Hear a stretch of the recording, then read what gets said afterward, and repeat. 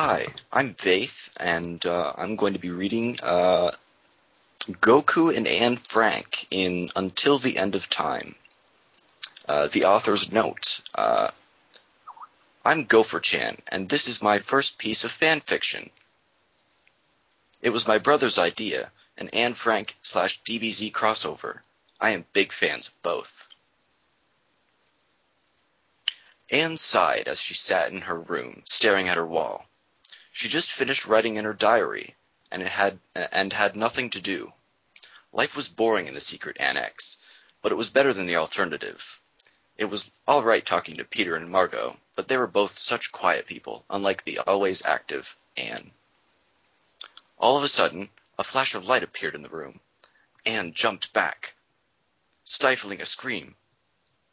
Before she could run out the closed door, she noticed the person who appeared in the flash was not a Nazi officer, but someone who she had never seen before. His clothes were very strange, and his hair was a spiky style that was totally new to her. She stood against the wall, wary of the stranger, but he walked towards her and smiled, extending a hand. "My name is Goku," the mysterious stranger said. Anne nervously put her hand in his. He bent down and kissed it softly, then let go. Anne blushed, feeling something she had never felt before go off inside her. "My name is Anne," she replied quietly. "I'm sorry for what just happened," Goku told her, "but I was caught in a time portal and deposited here. My power cells will recharge soon, but until then I'm stuck here." Anne had no idea what the handsome visitor was talking about, but she played along. "Well, sir," she said, you may stay in my room as long as you like." Anne blushed again as she said this, and giggled slightly. Goku looked around and then sat on the bed. "Thank you for the invitation. I'll be sure to repay you for it soon." Anne did not understand what he meant by that. However, when he spoke, she felt a warmth deep inside her. She sat by him on the bed, staring at the man's beautiful eyes. Finally, she could stand it no longer. Anne leaned over and kissed the stranger on the cheek, and then pulled back quickly, not sure what she had done. "I'm sorry," she said. She stumbled to find the right words. The visitor smirked. "No, that's quite all right," he replied with a smile, putting one arm around her. "You know, you're a very beautiful girl, but Well." Anne looked at him, troubled. "What's the matter?" she said with a sweet smile. Goku looked nervous. I'm already married," he finally managed to choke out. Anne pulled away from him abruptly. "No," she said loudly, almost in tears. "I'm sorry," he replied. Anne was furious. "Nothing ever goes right," she cried out. "I have to go now. My power cells have recharged," said Goku. Anne was in tears by now, staring at the wall so she wouldn't see Goku's face. He smiled a sad smile and disappeared in another flash out of Anne's life forever. Anne never forgot him, though. Not until the end of time.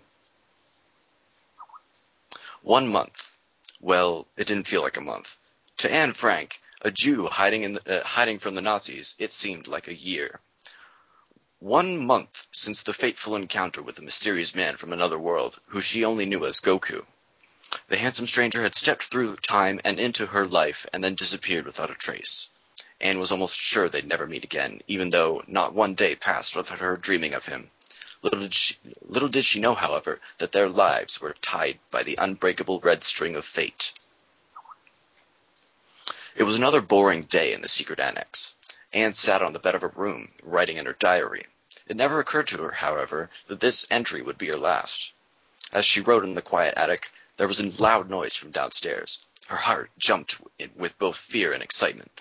Was it them, the Nazis? Or could it be him? She had no idea whether to run downstairs or to hide. That decision, however, was made for her. Her door flew open, and a tall soldier was visible in the doorway, glaring at her. The cries of her family members and friends were tuned out as Anne only thought of one thing.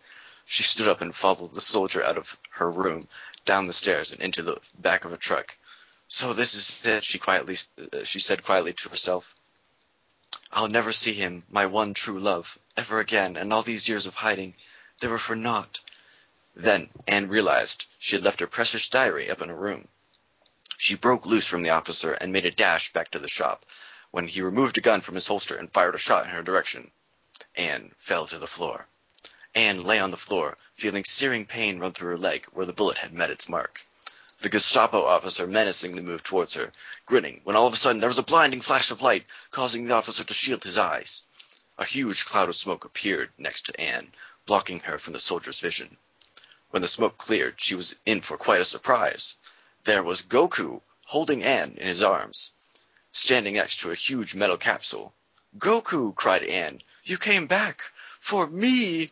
Goku smiled. "Anything for you, my dear," he said. "Our love will never be lost, not until the end of time." The Gestapo officer turned tail and ran, but Goku was too quick for him. After laying Anne on the concrete, he dashed towards the Nazi and knocked him to the ground, unconscious with only one blow. "Nazi scum," muttered Goku as he spit on his enemy's limp body, and then returned to Anne. "Here, I have something for you," Goku said as he removed a small bean from his pocket. "What on earth is this?" asked Anne. Goku smiled, remembering how ignorant she was to what was everyday life to him. "It's a senzu bean," he said. "Just eat it, and it will cure your leg." Anne followed his instructions and popped the bean into her mouth, as the wound on her calf magically healed. "Now come on," commanded Goku. "We've got some Nazi ass to kick."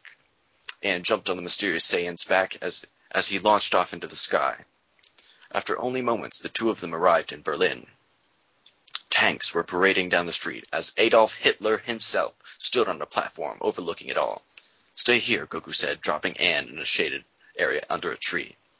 He then flew straight towards the parade of tanks, fist outstretched, screaming as loud as he could. The soldiers below scattered in terror while the tanks tried to aim their cannons at him. He was too quick and nimble for them, however, and opened the hatch of a nearby Panzer, then headed inside. After dispatching the soldiers in control of the war machine, he took the wheel. He fired round after round into the crowds of Nazi soldiers, occasionally firing at the other tanks. After only minutes, there was nothing but a cloud of dust and corpses. Goku emerged from the tank's hatch, smiling now that he had done his duty. When all the dust had cleared, there were only two people remaining on the parade ground: Goku, the Saiyan hero, and Adolf Hitler, the most evil man to ever walk the earth. Anne watched from nearby fearfully as she saw the two men stare at each other what seemed like hours. Her one true love, and her ultimate oppressor, it had come down to this. "So," Hitler said jovially, "you took out all of my men. However, you aren't going to defeat me." Hitler then jumped down from his platform and onto the street in front of Goku, pulling a chain gun from the ground nearby. Goku quickly jumped behind a ruined tank as Adolf opened fire. The tank made decent cover, but it wasn't long until the tank would be torn by the hail of bullets. Goku had to act. He dashed out from the side of the tank and flew as fast as he could toward Hitler, who had no time to react. He grabbed the chain gun out of his enemy's hands and snapped it over his knee with ease. Hitler stumbled backwards, shocked at the turn of events. Goku smirked, then said, "It's come down to this, you and me, fighting like men. If you admit defeat now, I'll kill you rather painlessly." Goku had the definite advantage. Or so it seemed. Hitler burst into a laugh as Goku looked on quizzically. The mustachioed man slowly rose into the air as his brown hair and pencil mustache turned a blonde color and his brown eyes turned blue. Goku reeled in horror. Hitler continued laughing, then finally said, "Goku, you came here expecting to find a madman, but instead you found a god." Hitler had become Super Saiyan. Anne looked on in awe, not sure what was going on. At first it seemed like her lover would win the battle, but now she was not so sure. Goku now seemed scared of his opponent, and was for good reason. Hitler continued to speak. "Goku, can't you see? I've reached a power level 10 times anything you've ever achieved. Your fate is sealed, weakling." Even though the battle seemed unwinnable, Goku charged in, screaming at the top of his lungs. Every blow he struck with was deflected off of Hitler's rock-hard body. Hitler waited for Goku to tire himself out, then raised his fist and punched Goku, and one punch was enough. Goku was knocked across the street into a large propaganda poster of Hitler, thudding into the cold, hard ground. Hitler laughed, thinking that victory was in his hands at last. Goku, however, was not ready to give up. Bruised and battered, he rose from the ground, limping in Hitler's direction. The Nazi leader laughed. "You still want to fight? Don't know when to give up, boy. You can hardly walk, and you expect to beat me, conqueror of Europe." Goku ignored Adolf's taunts as he continued to stumble his way forward. Finally, the two arch-rivals were standing face to face. Hitler stared into the eye, then screamed, This is for love! And flew up into the sky, his hair turning blonde, his eyes blue, and an aura of power radiating from him. Hitler looked on in horror at Goku. He had made the ultimate achievement. He had become a super-ultra power Saiyan. Goku made a cup shape with his hands, aiming at Hitler as he belted out the words, Kamehameha!